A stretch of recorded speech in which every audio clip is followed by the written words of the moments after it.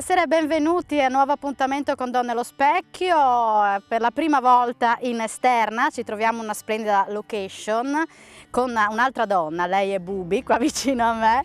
Splendida location di Colloredo di Montalbano. Ci troviamo all'allevamento Cavalli Bellavista, l'azienda all'avanguardia per l'allevamento e la preparazione dei cavalli sportivi. E con noi c'è Silvia Torresani. Buonasera Silvia. Siamo qui perché tu sei già in partenza dopo le Olimpiadi di Tokyo, che ti ha visto protagonista con i cavalli svedesi. È bello perché lei sta mangiando e non segue la trasmissione giustamente, però volevamo intervistarti nella tua location abituale, anche perché alla fine Donne allo Specchio per te i cavalli sono la vita, immagino. Anzi, iniziamo da subito. Come ti sei avvicinata al mondo dei cavalli? Ma diciamo che io sono nata con una forte passione per i cavalli e per tutti gli animali, quindi non c'è stato un momento in cui ho detto mi piacciono i cavalli, ma era già questa passione era già dentro di me alla nascita, e non vengo da una famiglia dove gli animali sono la priorità, quindi non ho mai avuto cani e gatti, avevo solo mio nonno. L'unico con la vera passione era mio nonno, il papà di mio papà. Perché lui coi cavalli ci lavorava, perché era un contadino, e mi ricordo che quando ero piccola mi andavo a trovarlo, perché loro abitavano a Mantova, perché i miei genitori sono originari di Mantova, mentre io sono cresciuta a Riva del Garda. Quando andavo a trovarlo mi caricava sul motorino e mi portava a vedere in un'azienda agricola i cavalli, e io non vedevo l'ora, insomma, di andare con lui per poterli vedere, accarezzare. E ho iniziato verso i 10 anni a montare a cavallo, in qualche maneggino, quando andavo in vacanza, andavo a fare le passeggiate. Poi il titolare di mio padre, la nipote del titolare di mio padre, aveva anche lei questa passione, e siccome oltre ad essere il titolare era anche diventato un amico di famiglia, ho iniziato verso i 12 anni ad andare da lei l'estate, e andavo da lei e montavo a cavallo.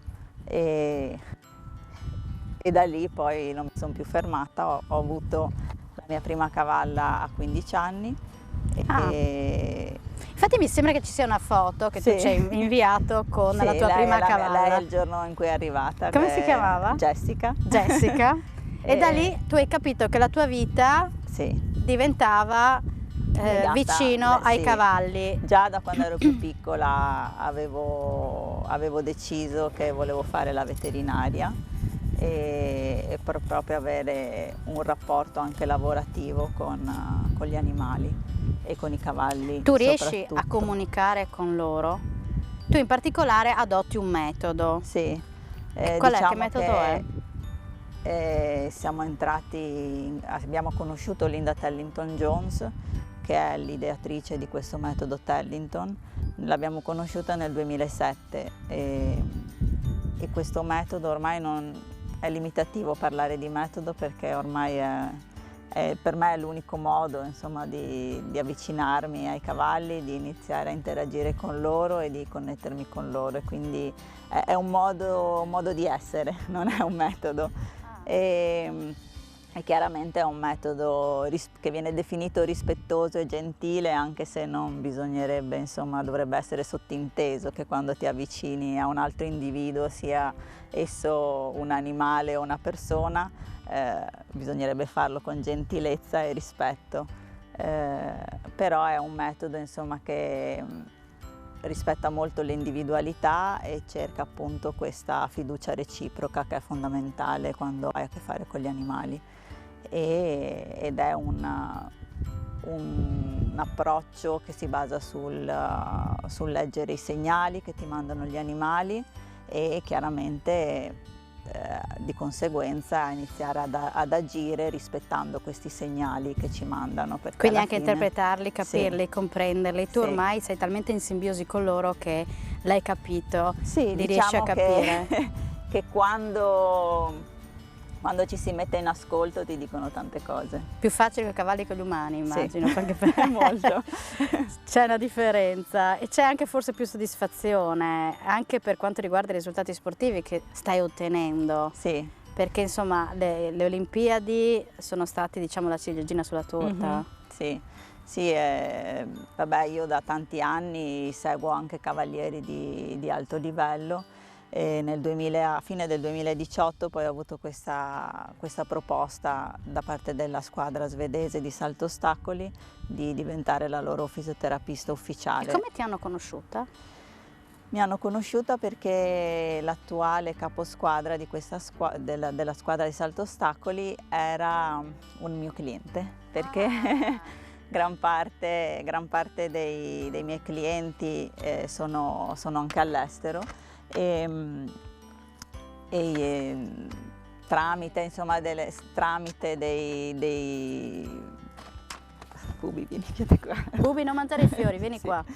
E proprio in occasione di un concorso in cui io sono andata per seguire un altro cliente, l'ho conosciuto, ho fatto per sua madre, che era l'importatrice di una nota ditta di Selle, oltretutto italiana, ho fatto una lezione per i suoi rivenditori sulla biomeccanica dei cavalli, poi in quell'occasione mi hanno chiesto di guardare qualche loro cavallo di famiglia e da lì è iniziato un rapporto lavorativo. Poi lui ha deciso di smettere di competere e da lì poi lui ha ricevuto l'offerta della federazione di occuparsi della squadra di salto ostacoli e quando è stato ora, insomma, di sostituire il fisioterapista che già avevano, ha pensato subito a me e quindi nel 2018 mi ha chiamato.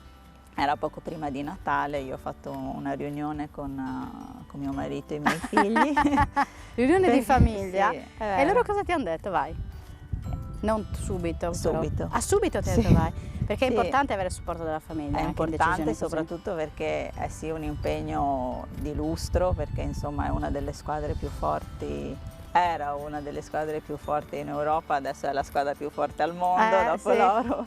Però è anche impegnativo perché le gare sono beh. sempre nei weekend e noi siamo molto impegnati durante la settimana e quindi era un impegno anche per loro, Certo. dovevano insomma essere accondiscendenti che io il fine settimana non ci fossi.